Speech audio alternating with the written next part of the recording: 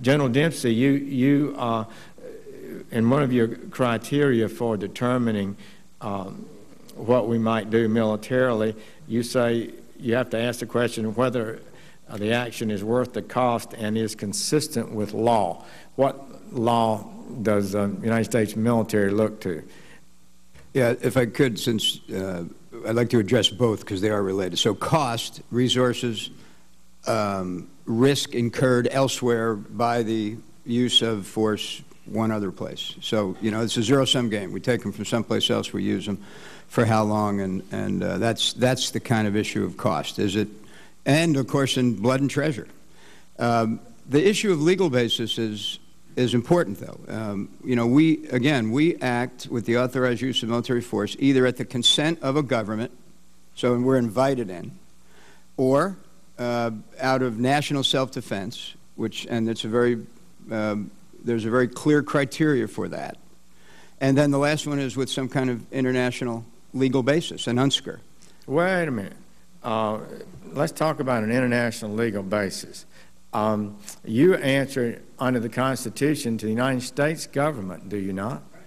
And you don't need any international support before you would carry out a military operation authorized by the commander-in-chief. No, of course not. That's the second one I mentioned. I just want to know that because there's a lot of references in here to international matters before we make a decision.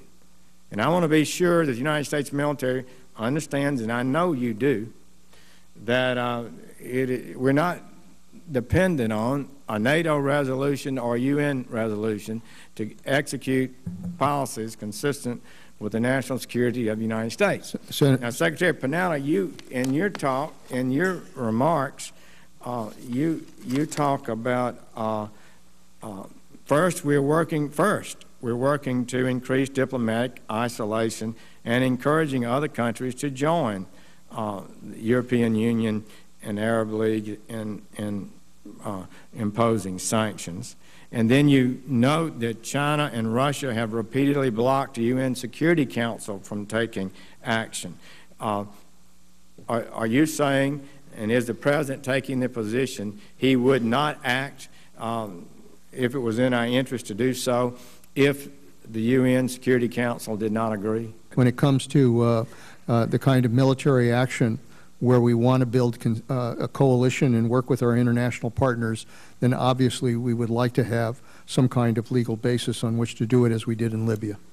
Now, some sort of legal basis. We worried about international legal basis, but nobody worried about the fundamental constitutional legal basis that this Congress has over war.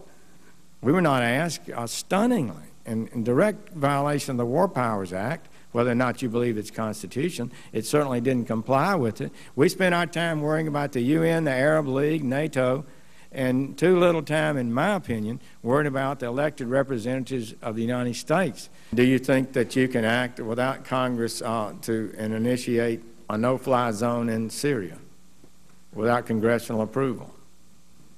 You know, again, our goal would be to seek international permission, and we would come to the Congress and inform you and determine how best to approach this, whether or not we would want to get permission from the Congress. I think those are issues we would have to discuss as we decide what to do here.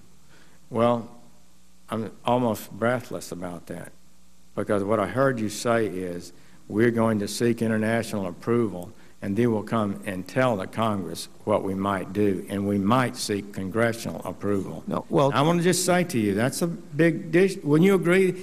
You've served in the Congress. Yeah.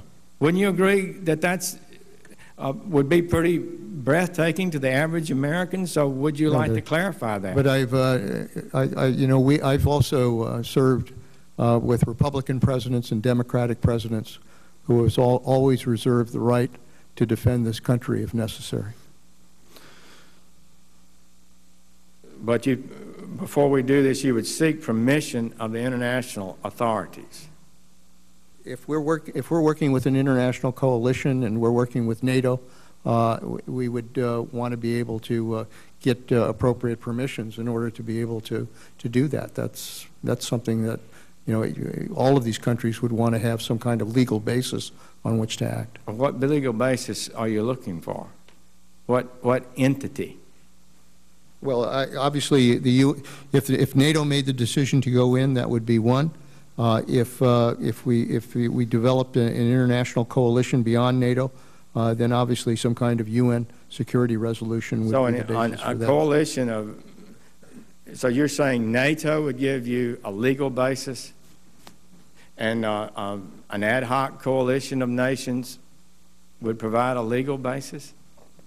If we were able to put together a coalition and were able to move together, then obviously we would seek whatever legal basis we would need in order to make that justified. I mean, we can't just pull them all together in a combat operation without getting the legal basis on which to act.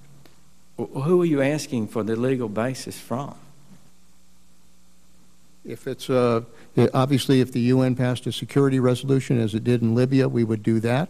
If NATO came together as we did in Bosnia, we would rely on that. So we have options here if we want to build the kind of international approach to dealing with the situation. Well, I'm for having an international support, but I'm really baffled by the idea that somehow an international assembly provides a legal basis for the United States military to be deployed in combat. I don't believe it's close to being correct. They can provide no legal authority. The only legal authority that's required to deploy the United States military is the Congress and the President and the law and the Constitution. Let me just for the record be clear again, Senator, so there's no misunderstanding. When it comes to the national defense of this country, the President of the United States has the authority under the Constitution to act to defend this country, and we will. If it comes to an operation where we're trying to build a coalition of nations to work together to go in and operate as we did in Libya or Bosnia, for that matter, Afghanistan, we want to do it with permissions either by NATO or by the international community.